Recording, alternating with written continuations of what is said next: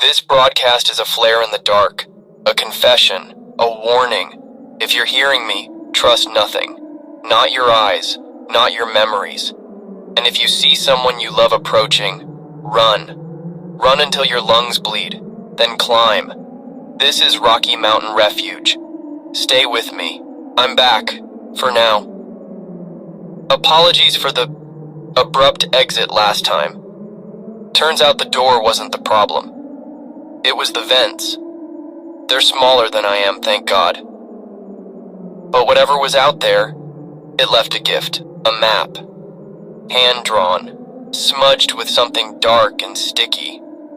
It's marked with symbols, circles inside triangles, numbers that don't add up, and a single word, Needhugger. Norse myth, a serpent that gnaws at the roots of the world tree. Coincidence? Maybe. But the map shows a network of tunnels beneath the Rockies, old mining shafts, Cold War bunkers, and one spot, circled in red, Gunnison, but we'll get to that. First, status update. The station's compromised, power's at 30%. Solar panels are caked with residue. Not snow, not ash. It's gray, granular, like salt, but it writhes when you touch it. I've sealed the vents. With duct tape and desperation. It won't hold forever. But hey, neither will I. Let's address the obvious. Yes, I'm alive. No, I don't know how. Luck? Divine intervention? Or maybe they want me to keep talking, to lure you out. If that's the case, do me a favor. Don't be stupid. Stay hidden. Stay paranoid. Now, look at the sky. Is it raining? If the droplets are clear, you're safe. For now. If they're gray, like mine, get indoors. Don't let it touch your skin. 2 days ago, a group of survivors in Leadville tried to collect it in barrels. Mistake. The water moved. Sloshed over the sides, crawled up the walls. By morning, the entire camp was encased in a gray coral-like shell. No bodies inside. Just hollows. Tip for the day, fire is a lie. Or at least it's not your friend anymore. I've had reports of flames burning colors, violet, turquoise, and not consuming anything. A cabin outside Crested Butte went up in green fire last night, still standing. Still burning. The family inside? They're still screaming. You can hear them a mile off. The smoke forms shapes, faces. Don't look at them. Survivor story. This one's heavy. A man named Javier phoned in from a collapsed mine near Telluride. His voice was calm, too calm. Said he'd been down there for 11 days with 6 others. They had food, headlamps, a ham radio. Then they heard the digging.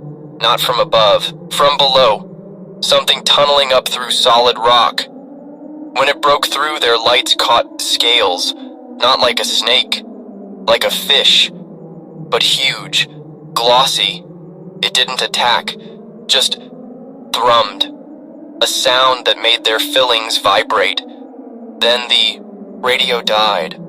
Javier's last words? It's teaching us to breathe underwater. Global update. What's left of it. Shortwave snippets, Morse code, fragments from the abyss. Tokyo's gone silent. Not static. Silence. As if the city vanished mid-transmission. Moscow's broadcasting a loop. A child reciting numbers in reverse. Sydney's airwaves are dominated by a droning hum, like a didgeridoo played through a distortion pedal. And Colorado Springs? The military base there went dark after a coded distress call. Broken arrow, broken arrow. The owls are not what they... Cut off. But here's the kicker. Satellites are falling. I've seen them. Streaks of light that twist and curl as they burn up. Last night, one crashed near Pikes Peak. Survivors say it wasn't metal. Looked like bone. Petrified wood. And inside, well, let's just say the screams didn't sound human. Interference. Happening more often. Sometimes it's voices. Not English, not any language, just gibberish. But last night it was a song, You Are My Sunshine. Played on a music box, slowed down, warped. I recognized it because my daughter used to have one. Charlotte. She'd wind it up before bed. The infection took her in Denver. She didn't come back. But that song, that damn song. Focus. Next tip, clocks are liars. Time is broken. Stutters. You ever blink and an hour's gone?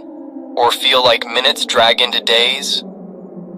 A nurse in Grand Junction reported patients aging decades overnight. Wrinkles, gray hair, cataracts, all in the span of a sunset. Others, de-aging. Adults waking up with baby teeth, no memories. So check your watches. If the hands spin backward, smash it. Bury it. Time's a stalker now. Don't let it find you. Another story. This one's strange. A woman named Lila holed up in the Denver Public Library. She's rewriting books, pen in hand, scribbling in margins, tearing out pages. Says the words are rearranging themselves. Claims she read Moby Dick last week. It ended with Ahab riding the whale into a black hole. Little Women became a manifesto on cannibalism. She's convinced the infection is literary, that it's eating stories. Maybe she's crazy. But given the state of things, I'd trust a madwoman over a politician. Phenomenon report, the gray rain isn't water, it's memory. A group of scientists in Boulder, what's left of them, tested it. Exposed a lab rat to a single droplet. It started reacting to things that weren't there, playing with invisible maze walls, dying of thirst beside a full water bottle. Then it began humming, a lullaby, in Russian. The lead researcher, Dr. Varma, said the rain contains compressed time, fragments of lives that never existed, or maybe won't exist. She killed the rat, then herself. But here's the thing, I've started dreaming in other people's voices. A man arguing with his wife in Mandarin, a girl reciting the periodic table in German. I don't speak either. Are those memories too? Or previews? They're here. Again. Different this time. Knocking. Rhythmic. Almost polite. They've learned patterns, or maybe they're mocking them. I've got a shotgun. One shell left. Not for them. For the vents. See, the air's getting thick. Smells like burnt hair. They're gassing me. But before I go, one last thing. The map. The red circle. Gunnison. There's a facility there, decommissioned in the 80s, supposedly a radar station. But the symbol on this map, it matches a cave painting found near Mesa Verde. A serpent eating its own tail. And the word Nidhugger. If the myths are right, that serpent isn't just under the world. It is the world. If I don't come back, head south. Avoid the valleys. And if you meet someone with no shadow, just don't. If you're hearing this, the walls between then and now have collapsed. Trust your instincts, not your eyes. Trust the ache in your bones. This is Rocky Mountain Refuge. The signal is fading. So am I. Listen close. I'm here. Barely. The station's compromised. Power's down to 15%, the solar panels are gone. Shredded. Looks like claw marks, but the grooves are too precise. Geometric. Fractals. I'm running on backup batteries and blind faith. Let's make this count. First, status update. The gray rain has stopped, replaced by something worse. Ashfall. Not the charred kind. This ash is alive. Flakes twist in the air like moths, gravitating toward body heat. Touch one, and it bonds. A skier near Breckenridge radioed in yesterday. Voice slurred. Said the ash burrowed into his gloves, then his skin. By sundown, his veins were glowing. Orange. Pulsing. He begged me to tell his wife he loved her. Then the transmission dissolved into static and laughter. His laughter, but warped, like two voices overlapping. Tip for the night: avoid reflections, mirrors, windows, even puddles. A nurse in Greeley turned her clinic into a refuge, boarded up every mirror. Smart. Until she saw her own shadow move independently. It waved at her. Now she's blindfolded 24/7. Says it's safer. She's not wrong. Last full moon, a group in Fort Morgan tried to use a lake as a mirror to signal for help. The water rippled, and their reflections climbed out. They're still missing. The lake isn't, now. Let's talk about the blood horizon. You've seen it. That crimson line where the sky meets the earth. It's not sunrise. It's not sunset.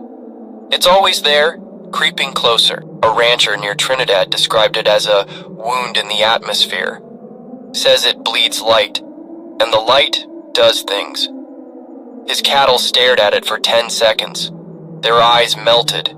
Their meat turned to salt. He burned the corpses. The smoke drew shapes, winged, faceless, circling, survivor story. This one's from a mechanic in Grand Junction. He's been living in a junkyard, rigging cars into barricades. Last week he found a military Humvee abandoned in the dunes. No driver, no blood. Just a note on the dashboard. They hate iron. He didn't believe it until he welded scrap metal to his gates. The infected screeched, backed away like the metal was on fire. But here's the twist. The next morning, the welded iron had rusted to dust, all of it. So he's resmelting. Says he'll die trying. I believe him. Global update. What's left of global. A shortwave blip from Antarctica. A scientist rambling about black glaciers. Ice that absorbs light. Footprints leading into the ice, not out. Then there's Cairo. Radioactive silence for weeks until yesterday. A single phrase looped in Arabic. The desert is singing. And Mexico City? Their last broadcast was a chorus of screams and something clicking, like mandibles. But let's get local. The tunnels. Nidhugger's Labyrinth. I've cross-referenced the map left by whatever broke in here. The red circle at Gunnison? It's not a facility. It's a door. Carved into the base of the Black Canyon. Symbols match ones found in Mesa Verde, ancient pre-ancestral Puebloan. A park ranger snuck in before the collapse. Said the door was warm, humming. And behind it, breathing. Not human, not animal. Something between. He nicked a photo. It's a tunnel. Walls slick, organic, like the inside of a throat. Phenomenon report. The hollowing. You felt it. That itch in your sternum. The sense that something's missing. A family in Aurora reported waking up with identical scars, a hole punched through their left palms. No memory of injury, no blood, just hollows. Then there's the radio tower worker near Salida. He climbed down after a week isolated at the summit. His co-workers swore he had a daughter. He doesn't remember her. His wedding ring is gone. So is his wife. From existence. No records, no photos. Just a fading scar on his finger. Here's the worst part. I'm forgetting things too. My daughter's face. Charlotte, her name was Charlotte. It's blurring. Like a waterlogged photograph. But I remember the song. You Are My Sunshine. Always the song. They're back. Different this time. They've learned to knock. Mocking. Taunting. I've boarded the door with transmitter parts. Useless, but symbolic. Final tip, don't sleep. Or if you do, tie yourself down. A camper in the Flatirons woke up 5 miles from his tent. No memory of walking. His boots were filled with pebbles. And his journal. Pages scrawled with the same phrase. The mountain is hungry. One last story. A priest in Pueblo turned his church into a shelter. Last night his congregation started levitating, not high, just inches off the pews. Their prayers became a chant in no known language. The crucifix above the altar bled. Then the ground swallowed the church whole. If you're out there, head south. Find the door. Tell them. Tell Charlotte. This is the last transmission, the final truth. If you hear nothing else, hear this. You were never alone. The dark has always been listening. This is Rocky Mountain Refuge. Stay with me. Let's go quietly into the end. I'm here. Or what's left of me. The station is gone. Collapsed. I'm speaking to you from a handheld transmitter deep in the Gunnison tunnels. The air tastes like copper, like old blood. The walls here, they're not rock. They're ribs. Curved, fossilized. Every step I take, the ground flexes. As if I'm walking the spine of something sleeping. Let me tell you how I got here. After the attack, I crawled. Dragged myself out of the station's wreckage. My leg doesn't work anymore. The bite? Not infected. Worse, it's healing. Skin knitting over black veins, bones fusing wrong. But the pain's gone. So's the hunger. The thirst. I think I'm becoming something. A tourist. A trespasser. The journey south was educational. The forests? They're singing now. A dirge in minor key. Survivors in Crestone turned their town into a shrine. Burned every book, every photo. They chant to the sky, faces wrapped in barbed wire. Unsee, unlearn, unbecome, they whisper. I didn't stop. Couldn't. Tip for the end. Don't trust the light. The blood horizon's gone, replaced by a black sun. It doesn't cast shadows, it eats them. A farmer in Alamosa stared too long. His shadow detached. Now it follows him. Whispers in a voice he swears is his twin brother, stillborn 60 years ago. He's building a gallows. For himself or the shadow, I didn't ask. Survivor story. This one hurts. A mother in Montrose rigged a school bus into a fortress. Her son, Timmy, drew crayon maps of the tunnels. She didn't know how he knew.